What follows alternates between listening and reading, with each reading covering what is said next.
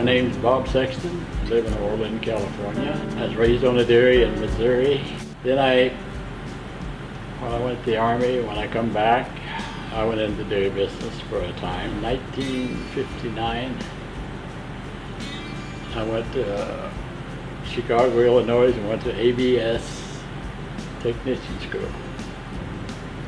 That was kind of a drawed-out school in them days, about 3 weeks. Then I worked for ABS for approximately 2 years. Then the co-op guy was retiring, so they come to me and asked me if I would take his business and put mine with it. He had more business than I did because he was an older guy.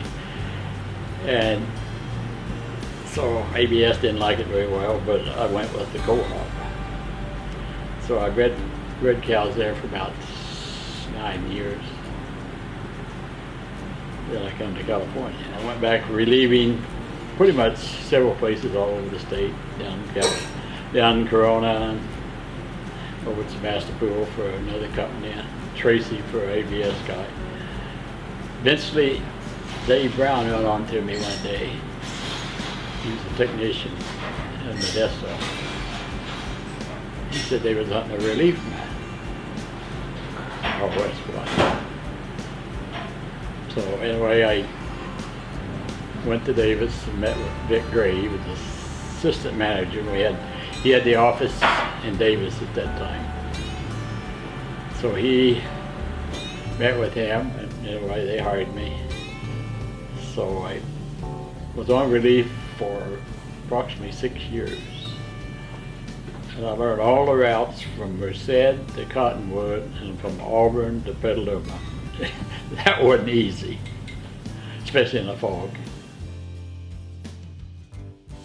6 in the morning maybe, get home 10, 11, leave at 4, get home from 4 to 9. In the morning, that's about the time I was putting this place here together. I'd work 3 or 4 hours here, then go in the back room and sleep 2 hours, and then take off again. Somewhere in the early 80s, in the month of May, I made $5,000. And I said I never want to do that again. You know how many cows that is? That's the reason we never done anything, did we? So. No. And we still don't do nothing. No. Fighting in the fog in Turlock, California was the worst thing at 4 o'clock in the morning. Especially when you just started working for them. All the prisons had dairies in the early 70s. So when you run the Auburn route, you had to be at Folsom Prison at 11:30 if they called. And then you went to the gate, and the guy would call the guy at the dairy, and he'd come down with the pickup and cook you through. There was 4 stop signs and 4 towers. So finally, one Sunday I was there and everything's got slow, and he called the dairy, nobody answered. He said, well, just go ahead, I'll call the towers. So you go up, it's red, there's 4 of them.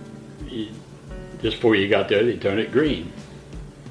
The second one, same way. The third one, the same way. And by that time, I was kind of just assumed they was going to do it. So I got into the middle of the 4th one, and it was still red. And I looked up there, the guy had the rifle down. I hope he was playing with me, but anyway, that was the experience.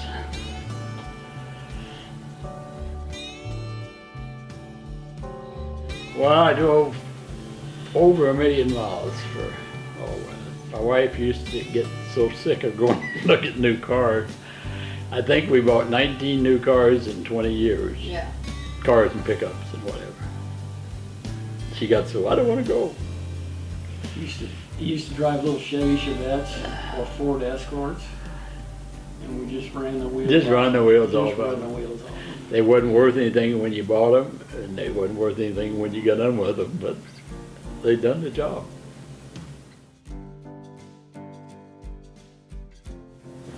We used fresh semen. This is back in the Midwest. It was shipped to me on Greyhound Monday, Wednesday, and Friday. I'd pick it up about 8 o'clock in the morning at the bus station. It was actually fresh with dry ice. They use Monday and Tuesday.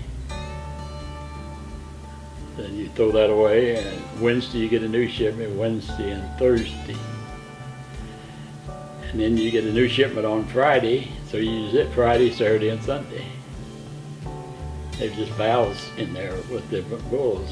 You just suck out what you wanted, you know. The Sexton probably was the first we went with straws. That was all a big advancement. Then Vic moved to Washington. So then Cy Price was the field supervisor. He went into analyzing cows, so they asked me if I wanted to be the supervisor. So I was field supervisor for 4 years. My wife, kids was about ready to get out of high school. And she sort of informed me that she wasn't going to live alone because I was gone all the time.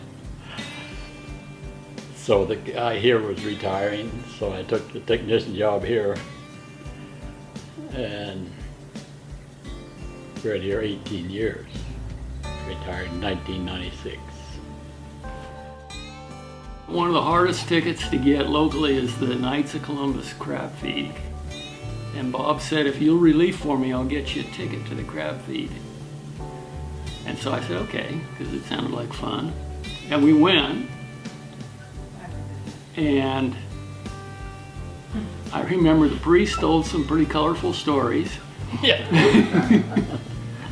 And it was a good feed. And a lot of money was changed hands that night. And I went home early, and I don't know what time Bob went home. But I bred cows the next morning. It's about the only church that you can gamble in.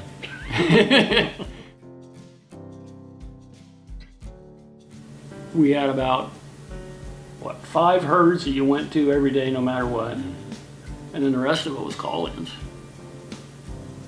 And you'd breed, some days you might breed 20 cows, and the next day you might breed 50 cows.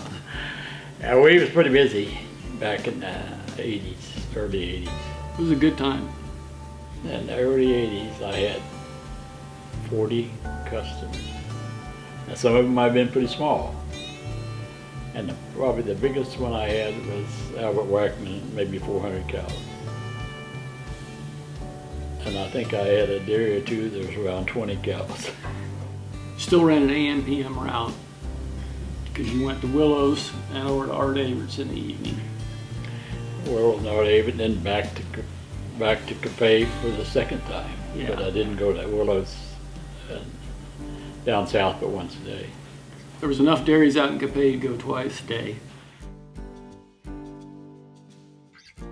I met a lot of great people.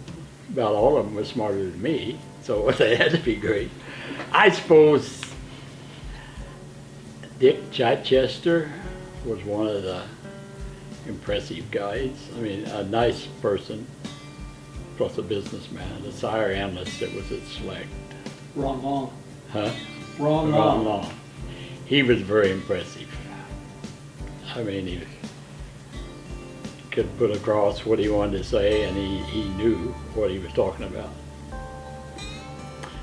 I worked under 4 managers, Vic Gray, Archie Nelson, and Harold Kaplan. Harold Kaplan and I went to, we was both field men at that time, for beef field men. I was California and he was Washington. So Archie Nelson sent us to Canada when we was checking out the exotic bulls. We could only bring the bulls into Canada and then ship the semen out of Canada, but you couldn't bring the bulls straight in to the United States. So we went up and looked at the Chianitas, the Scimitas, 5 or 6 breeds way back out, the big herds out there. Anyway, we come in that evening, we went going to go to the hotel. Harold said, let's go have a beer. Okay. This big old barn.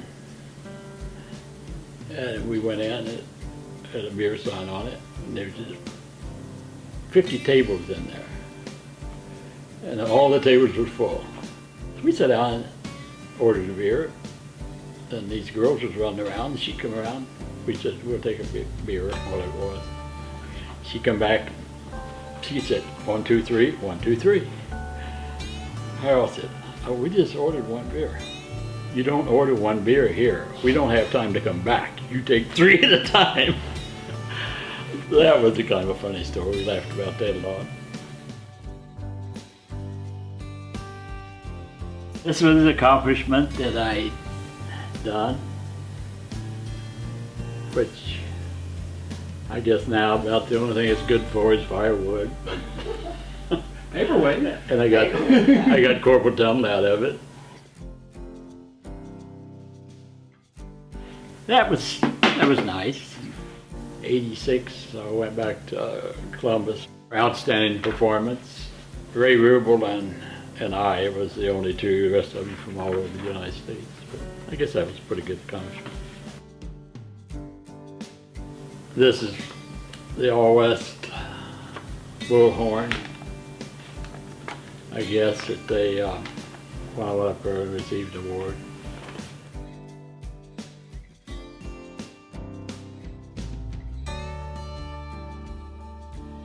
This is RGS down here at the Blue Gum. And Catlin's in that picture. When they sold the building there at Davis, Archie said, well, we sold the building. If there's anything in there you want, we don't want anything else out there. We got everything we want. Take it. You know. There's a little refrigerator. And I assume it was bought in 1949. That's when they started down there. It sat in there in the lab all the time I was working. Running away, nothing in it, but running. I seen that old refrigerator in there, and I thought, yeah, I'll take it home, put it in the shop for cow medicine or something, for the garage. The garage they're at now, it's been running since 1949, it's cold. That's what you call quality, huh? Maybe Harold will see that and he'll want it back, maybe. Well, tell him to come get it. Yeah. The Guernsey bull called Dairy Most was if there was a famous Guernsey bull, I think he was up there. One time I was at Oakdale at a Guernsey herd. I was relieving, yeah. I went to this dairy one evening to breed the cow, and she was not a very good looking Guernsey cow. He said, what's the best Guernsey bull you got? And I said, well, I guess Dairy Most. He said, that's a Dairy Most daughter. Go ahead and breed it back to her. And we did. We bred the daughter back to Dairy Most. I don't know what happened after that. And the Holstein bull, Elevation. Yeah, he was very impressive the way they handled him back at Select. Elevation had a padded cell, temperature control. There's a guard come by every hour and punch the clock that they checked on him every hour. But at that time, I think they was probably, if they could get any semen out of it, they could sell it. That was the two bulls that comes to my mind. I'm sure there's a lot more. You got to be dedicated. I mean, if you want to make a success out of a route, you got to put the customer first. I remember Harold saying one time, Captain, he said, you have to give them $8 worth of service and charge them $6. That's what he said. And that's kind of the way it was. Before I quit inseminating and breeding cows, I planted 45 acres of prunes to have as retirement. They become which is all right. I was still working for 3 years, but I was almost working to support the prunes. For the last 10 years, they've been pretty good. We just finished harvesting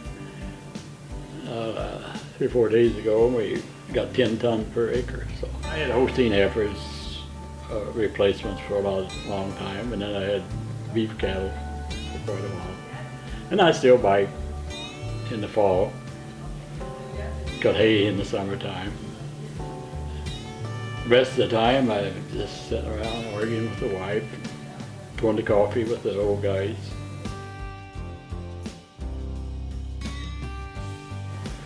Well, I definitely won't be around, but I think they've always had a good, solid program, and as long as there's a need for AI, I think Select would be right up on top. It was always family oriented.